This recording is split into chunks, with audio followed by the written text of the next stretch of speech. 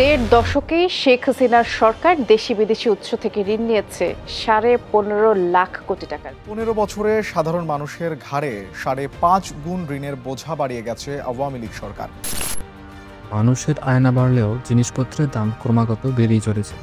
দ্রব্যমূল্যের ঊর্ধ্বগতির সাথে মানিয়ে নিতে না পারার অন্যতম কারণ হলো এই মুদ্রাস্ফীতি।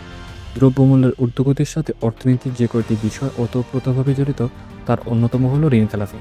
মুদ্রাস্ফীতি, ঋণখেলাপি এবং দ্রব্যমূল্যের ঊর্ধ্বগতি সম্পর্কে জানবো আজকের এই ভিডিওতে।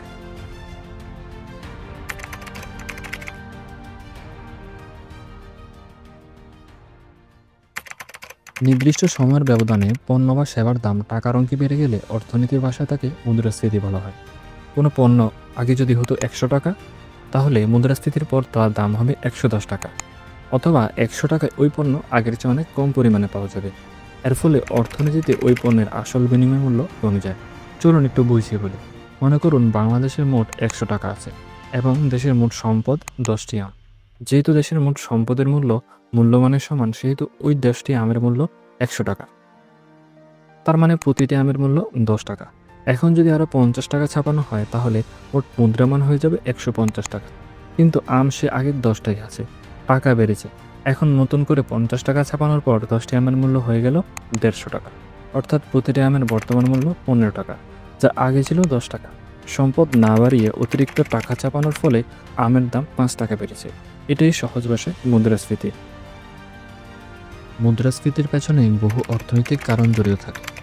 তার মধ্যে অন্যতম হলো ঋণখেলাপি। অন্তত বাংলাদেশের প্রেক্ষাপটে ঋণখেলাপি একটি গুরুত্বপূর্ণ কারণ। ব্যাংক থেকে ঋণ নিয়ে সেই ঋণ পরিশোধ না করলে তাকে ঋণখেলাপি বলা হয়। দেশের শীর্ষস্থানীয় গণমাধ্যমগুলোর মতে 12 বছরে বাংলাদেশের বিদেশি ঋণ বেড়েছে প্রায় 2.5 গুণ। চলুন এবার ঋণখেলাপি নিয়ে একটু বলি। মনে করুন বাংলাদেশের 100 টাকা আছে।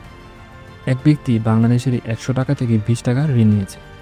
যতক্ষণ এই 20 টাকা দেশের মধ্যে থাকবে, ততক্ষণ দেশের মুদ্রামানও 100 টাকা থাকবে, অর্থাৎ প্রতিটি আমের মূল্য 10 টাকাই থাকবে। যদি ওই ব্যক্তি ঋণের 20 টাকা ডলারে কনভার্ট করে বিদেশি নিয়ে খরচ করে ফেলে এবং সেই ঋণ পরিশোধ করতে না পারে, তাহলে বেশ কিছু সমস্যার তৈরি হয়।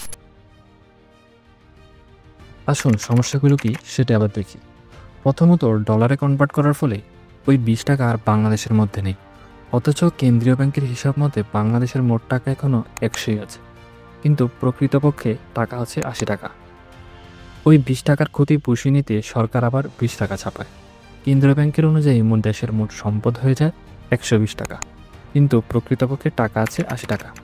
মাঝখান থেকে এই 40 টাকা দেশের অর্থনীতি থেকে একবারে হারিয়ে যায়। ফলে আমাদের কাছে আছে 80 টাকা, কিন্তু পণ্য কিনতে হচ্ছে এমন দামে যেন আমাদের কাছে আছে 120 টাকা। যেহেতু ঋণখেলাপির ফলে দেশে নতুন করে টাকা ছাপানো হয়েছে, সেহেতু মুদ্রাস্ফীতি হবেই। একই আমের দাম আগে ছিল 10 টাকা, এখন হয়ে যাবে 12 টাকা। বাংলাদেশের ব্যাংক খাতে খেলাপি ঋণের পরিমাণ দিন দিন বেড়েই চলেছে। বাংলাদেশ ব্যাংকের বিবরণী থেকে জানা যায় 2020 সালের শেষের দিকে দেশের মোট ঋণ খেলাপির পরিমাণ ছিল 94,440 কোটি টাকা, যা 2021 সালের শেষের দিকে বেড়ে দাঁড়িয়েছে 1,168 কোটি টাকায়। এক বছরে ব্যাংকগুলোতে খেলাপি ঋণের পরিমাণ বেড়েছে 5,728 কোটি টাকা। বাংলাদেশের গত 13 বছরে খেলাপি ঋণের পরিমাণ বেড়েছে 6 গুণের বেশি। 2009 সালে বাংলাদেশে খেলাপি ঋণের আকার ছিল 22,000 কোটি টাকা, কিন্তু বর্তমানে খেলাপি ঋণের পরিমাণ বেড়ে দাঁড়িয়েছে 1,31,620 কোটি টাকা।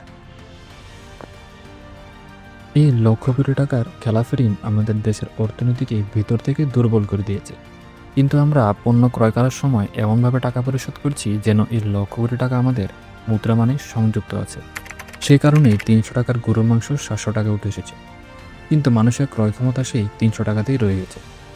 এছাড়া 2009 সাল থেকে 2015 সালের মধ্যে বিদেশে টাকা পাচার হয়েছে প্রায় 4,96,000 কোটি টাকা।